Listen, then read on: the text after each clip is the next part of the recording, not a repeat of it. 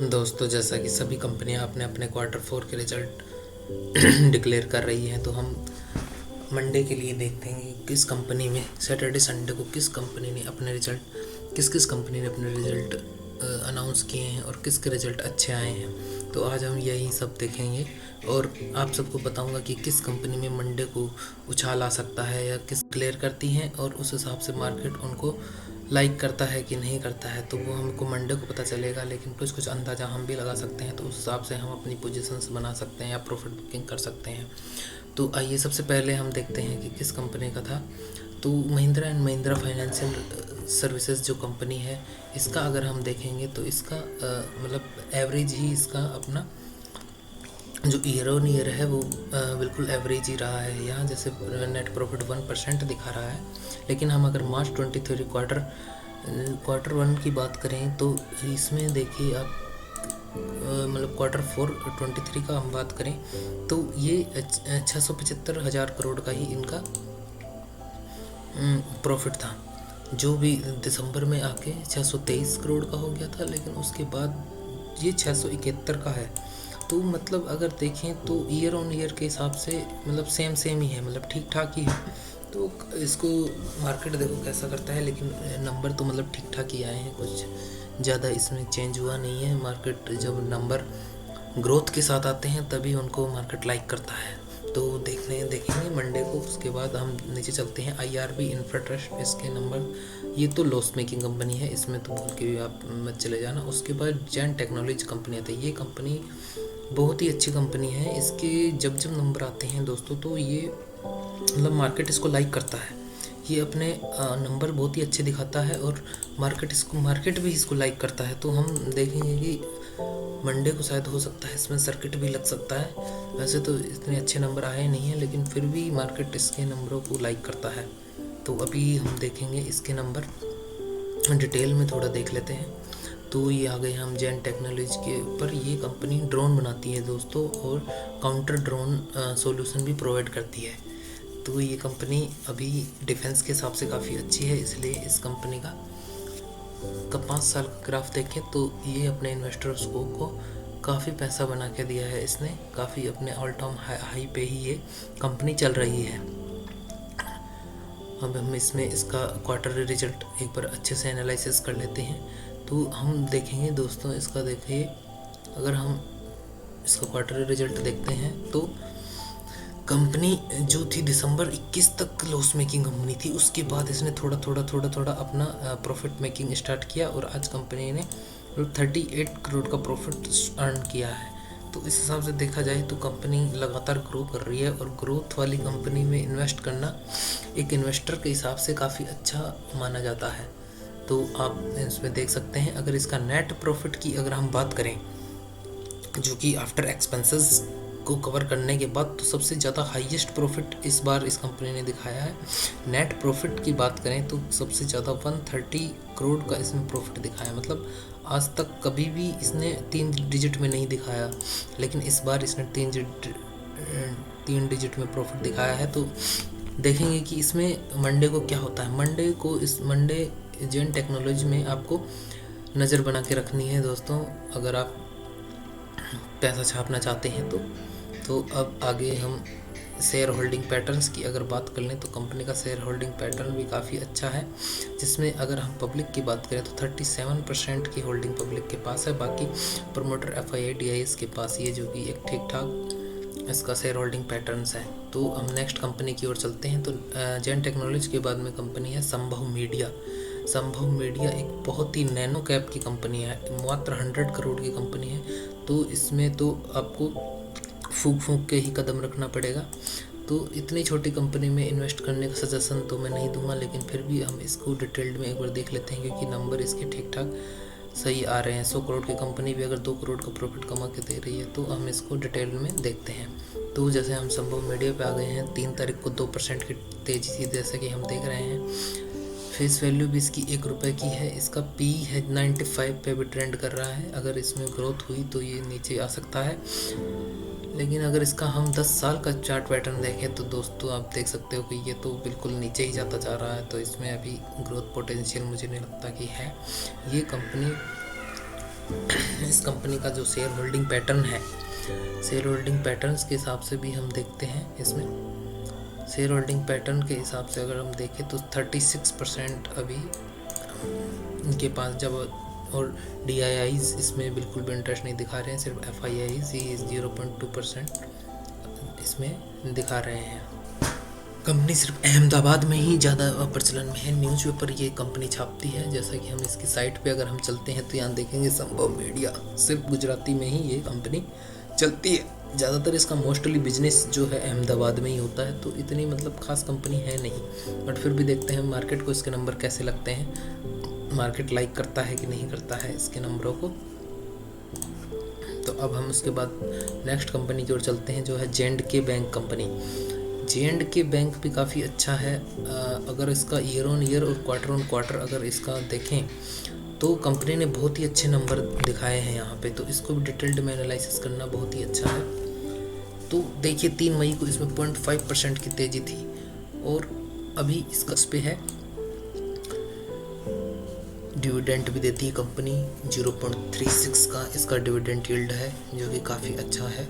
और कंपनी अपने all time high पे ही ट्रेड कर रही है, और कंपनी ने अभी तक अपने इन्वेस्टर को काफ़ी अच्छा पैसा भी छाप के दिया है, तो ये तो बहुत ही अच्छी बात है।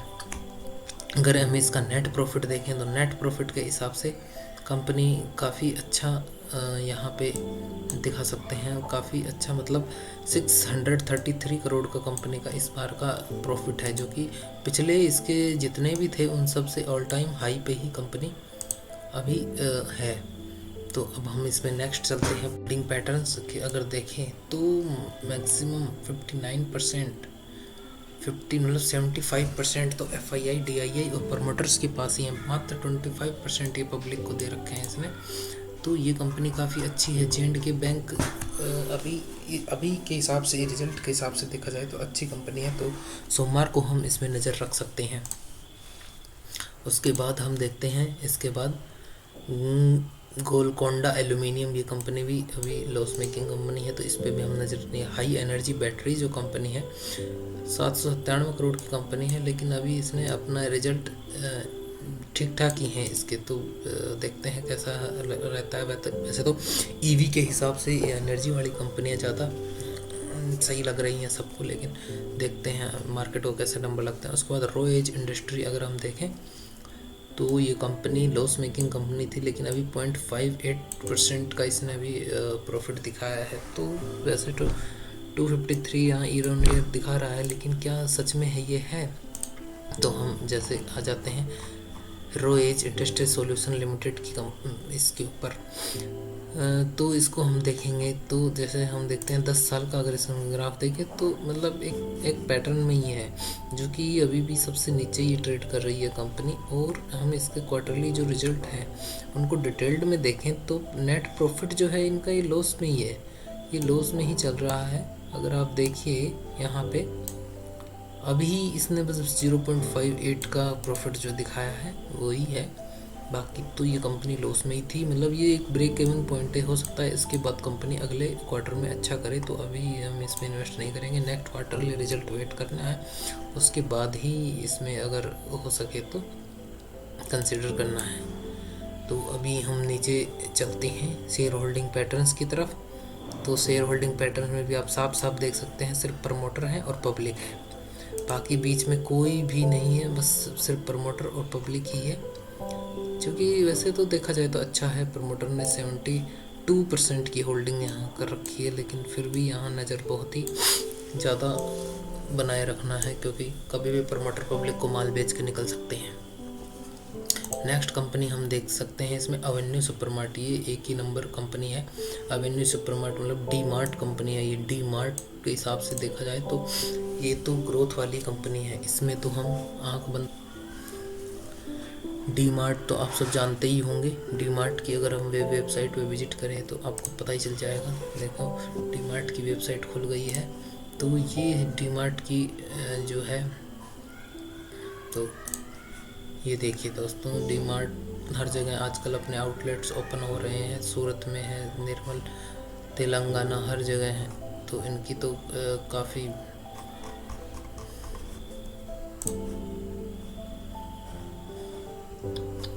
इस कंपनी का अगर हम 10 साल का चार्ट पैटर्न देखें तो देखिए कंपनी ने बहुत ज़्यादा अपने शेयर होल्डर्स को अर्निंग करके दी है, लेकिन अभी फ़िलहाल ये एक फ्लैट में चल रहा है। मतलब अक्टूबर 21 से और अभी तक कंपनी ने मतलब अपने शेयर होल्डर्स को कुछ भी रिटर्न नहीं कमा के दिया, बल्कि जिसने हाई पे ख़रीदा होगा वो तो अभी भी लॉस में ही है, क्योंकि अपने ऑल टाइम हाई से भी कंपनी अभी नीचे ही है। तो अब हम देखते हैं इसमें नेट प्रॉफिट अगर हम देखें तो नेट प्रॉफिट के हिसाब से कंपनी ठीक ठाक अर्निंग कर रही है, और इसका शेयर होल्डिंग पैटर्न भी काफ़ी अच्छा है, क्योंकि इसमें DII भी है, FII भी है और गवर्नमेंट का भी स्टेक है दोस्तों इसमें।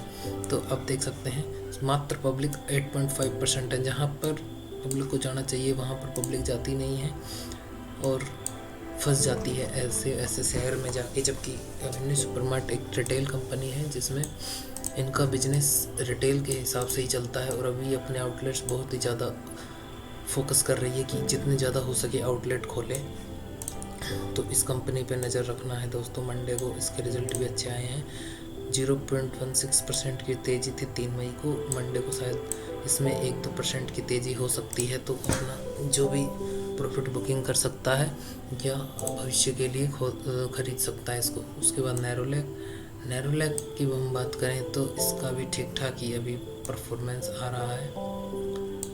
मतलब कंपनी ग्रोथ तो कर रही है, लेकिन ईयर ऑन ईयर ग्रोथ कर रही है, सही है। बाकी क्वार्टरली इसका 152 करोड़ का था, जो कि अभी 114 का ये हो गया है, तो ठीक ठाक ही कंपनी लग रही है। बिरला कॉरपोरेशन है, जो बिरला सीमेंट जो बनाती है वो कंपनी है ये। हम इसका डिटेल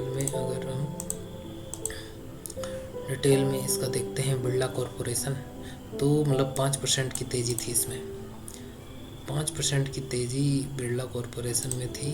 10 साल का चार्ट पैटर्न देखें तो वोलेटाइल स्टॉक है, लेकिन ग्रोथ पोटेंशियल ऊपर की तरफ ही है इसका। और इसका डिटेल्ड में हम देखते हैं तो 193 करोड़ का प्रॉफिट है, जो कि अब इस बार का सबसे ज़्यादा है। बीच में कंपनी ने 1-2 बार लॉस में भी गई थी कंपनी, लेकिन अभी कंपनी अपना ठीक ठाक रेशियो मेंटेन कर रही है, तो प्रॉफिट के हिसाब से अच्छी है कंपनी। देखेंगे मंडे को भी सर्किट लगता है कि नहीं लगता, या प्रॉफिट बुकिंग हो जाती है कंपनी में।